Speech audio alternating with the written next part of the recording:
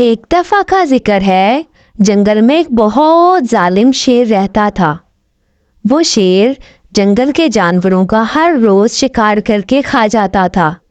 سبھی جانور اس سے بہت ڈرے ہوئے تھے اور وہ ہمیشہ چھپے رہتے تھے، کوئی بھی باہر نہیں نکل سکتا تھا۔ جنگل کے سبھی جانور بہت تنگ تھے۔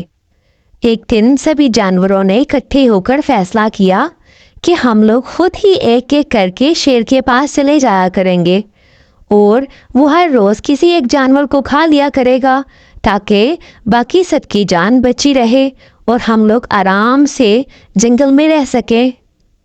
اس کام کے لیے انہوں نے لومڑی کو شیر کے پاس بھیجا۔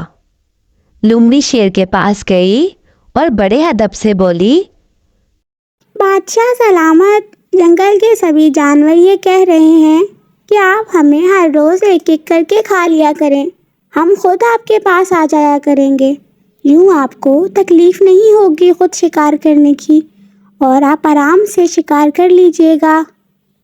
شیر اس کی بات پر مان گیا اور کہنے لگا، ٹھیک ہے، لیکن میری ایک شرط یاد رکھنا، اگر کسی دن کسی جانور نے میرے پاس آنے میں دیری کر دی تو میں جنگل میں خود آ کر اپنے من پسند جانور کا شکار کر لوں گا۔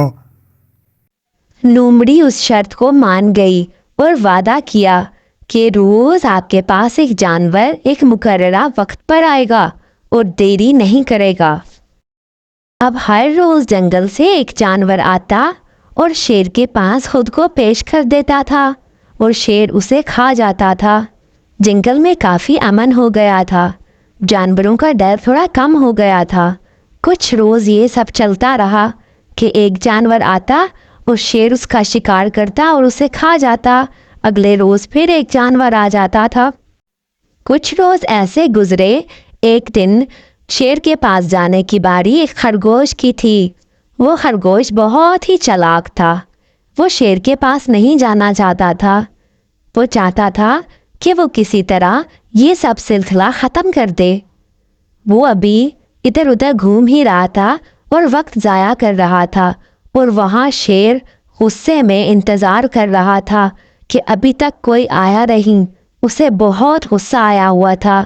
وہ انتظار ہی کر رہا تھا کہ خرگوش اس کے پاس آیا۔ خرگوش کو دیکھ کر شیر غصے میں بولا، تمہیں پتا ہے نا کہ تم کتنا لیٹ آئے ہو؟